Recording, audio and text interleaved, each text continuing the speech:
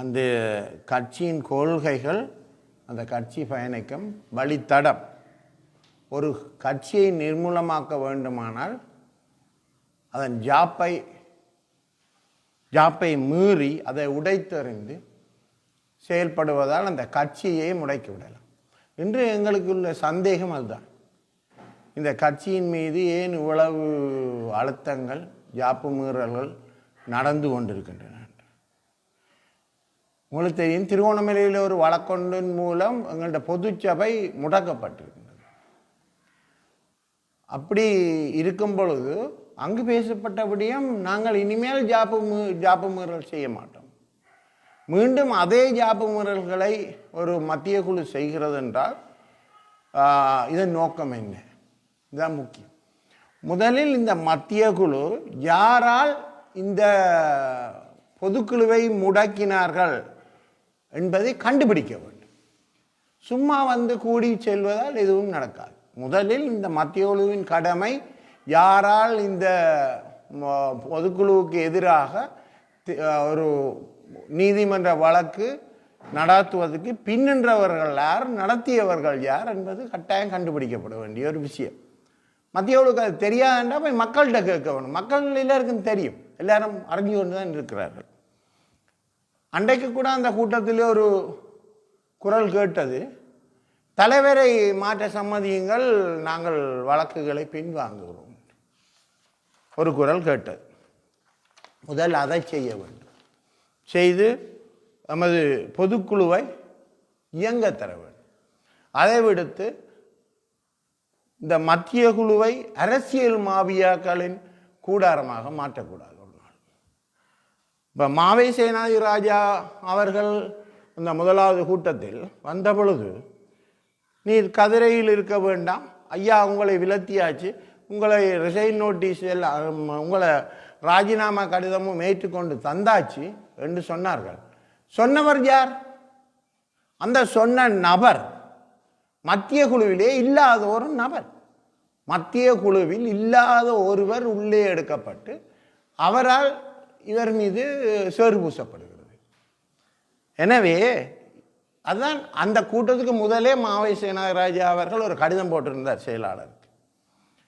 தெளிவாக அந்த கடிதம் உங்களுக்கு கிடைச்சதோ தெரியல. போட்டிருந்தார், இந்த மத்திய குழுவில் இல்லாதவர்களை அலையாதீர்கள், நிகழ்ச்சி நிரலை என்னிடம் காட்டிவிட்டு அனுப்புங்கள். யார்? தலைவர் செயலாளருக்கு ஒரு கடிதம் எழுதி அனுப்பி இருக்கிறார். ஆனால் அதற்கு முந்தின தேதியை போட்டு எல்லாருக்கும் அறிவித்தல் கொடுக்கப்பட்டு விட்டது. எனவே இங்கே பதில் செயலாளர் என்ற போர்வையில் இருந்து கொண்டு எங்களோட கட்சி ஜாப்பை மீறி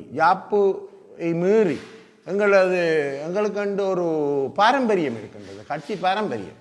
அதையும் உடைத்து கொண்டு செயல்படுவதால் தான் இன்றைக்கு இந்த நிலைமை இருக்கின்றது. இவர்களுக்கு தில் இருந்தால் அந்த வழக்கை பின்வாங்கி கொண்டு பொதுச்சபையை கூடுவதற்கு எங்களுக்கு இடம் விட்டு தர வேண்டும். எங்களில் பெருந்தொகையான 300 சொச்சமான பொதுக்குழு உறுப்பினர்கள் இருக்கிறார்கள், மாவட்டமாக இருக்கின்றார்கள்.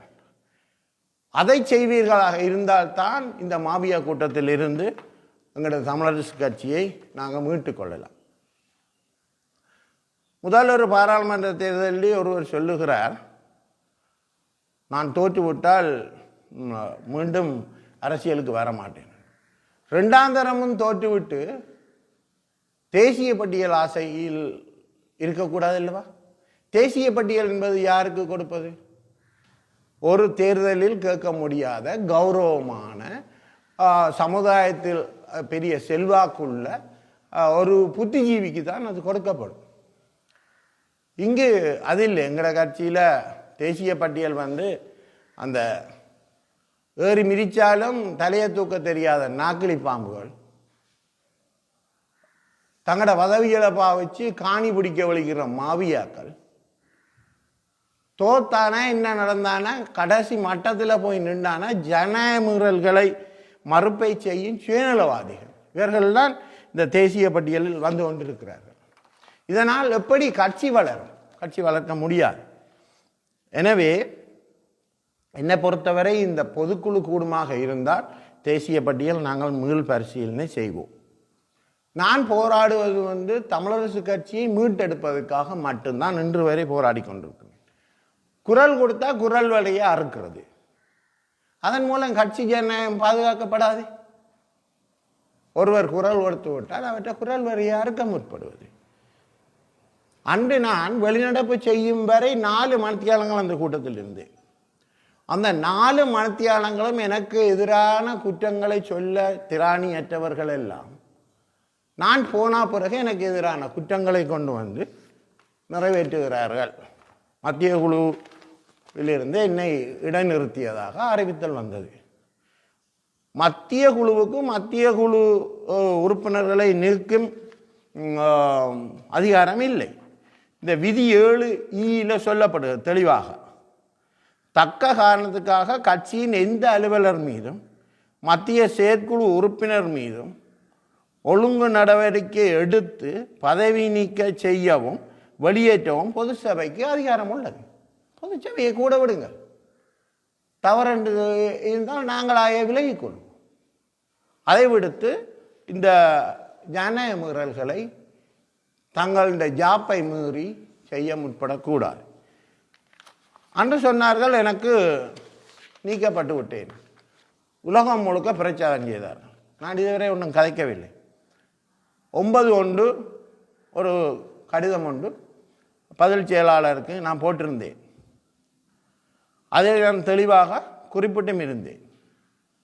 இந்த ஜாப்பின் பிரகாரம் ஒருவருக்கு எதிராக ஒழுக்காற்று நடவடிக்கை எடுப்பது பொதுச்சபையே அதிகாரம் கொண்ட அமைப்பு என்ற காரணத்தினாலும் பொதுச்சபையானது தமிழரசு கட்சிக்கு விரோதமான விஷம சக்திகளால் வழக்கு தாக்கல் செய்யப்பட்டு முடக்கப்பட்டிருப்பதாலும் நீங்கள் சொன்ன இந்த செய்திகள் உண்மையாக இருப்பதற்கு வாய்ப்பில்லை. எது எவ்வாறாயினும் இந்த மத்திய குழு என்ன இடைநிறுத்த அதிகாரம் இல்லை.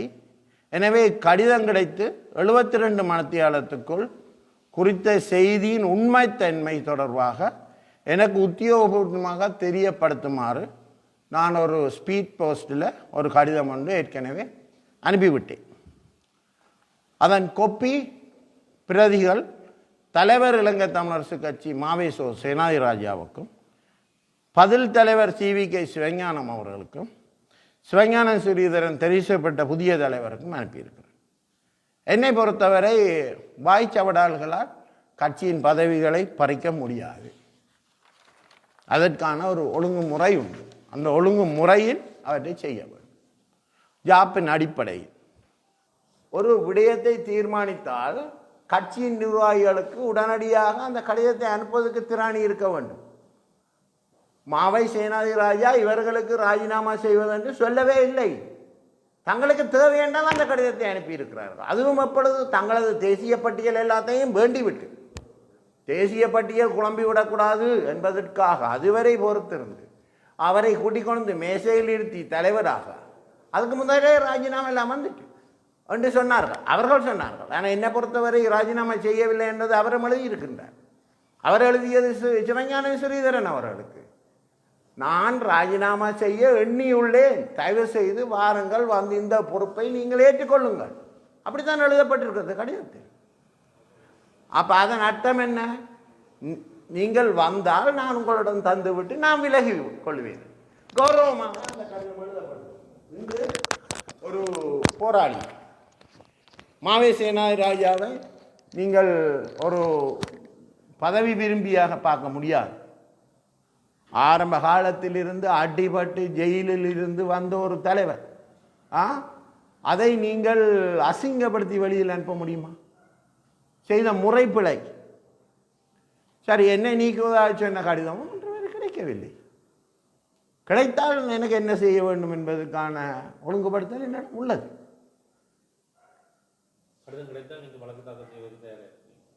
ஆம், கடிதம் எனக்கு கிடைத்தால் இந்த பதில் செயலாளருக்கு அந்த அதிகாரங்கள் ஒன்றும் இல்லை என்று சொல்லி பதில் செயலாளரை உடனடியாக பதவி விலக்க சொல்லி நான் வழக்கு தாக்கல் செய்வேன். அவருக்கு அந்த அதிகாரம் இல்லை. இவர் சும்மா ஒரு நியமனம் செய்யப்பட்ட பதில் செயலாளர். பொதுச்சபைக்கு சென்று அதற்கான இதை 4 வருடங்கள் பெற்றுக்கொள்ளவில்லை. குற்றம் இப்பொழுது சொல்லப்படுகிறது மாவை சேனாதிராஜா. ஆனால் மாவை சேனாதிராஜா அவர்கள் பல தடவைகள் இந்த பொதுக்குழுவை கூட்டுவதற்கு முயற்சி எடுத்த போதும் ஏதோ ஒன்றை சொல்லி சொல்லி இதை தள்ளி வைத்து கொண்டே சென்றார்கள். அவர்களது நோக்கம் நிறைவேறும் வரை இன்று அவர்கள் நோக்கங்களை நிறைவேற்றி கொண்டிருக்கிறார்கள். அடுத்ததாக இனத்தை நாங்கள் செய்யலாம், எங்களது இனத்தை எங்கே கொண்டு விற்கலாம் என்றதுக்கு நாங்கள் விட்டு கொடுக்கலாம். பிள்ளைகளை சிங்களவர்களுக்கு கொடுத்துவிட்டு சிங்கள தேசத்துடன் சமரசம் பேசி சமரசம் உலாவுவர்களை நாங்கள் இந்த மக்கள் ஏற்றுக்கொள்ளவில்லை. அதற்காகவா இந்த மண்ணில் 50,000க்கு மேற்பட்ட போராளிகள் மரணித்தார்கள்? தமிழர்களின் ஆயுத போராட்டத்தின் உச்ச எல்லையாக தமிழகத்தை நிர்ணயித்தார்கள். அதேபோல் பூரண அரசியல் சமஷ்டி அடிப்படையிலான சுயநிர்ணய உரிமையை கோரி ஆரம்பித்ததே தமிழரசு கட்சி. எனவே அதில் சமரசம் பேச இடமில்லை.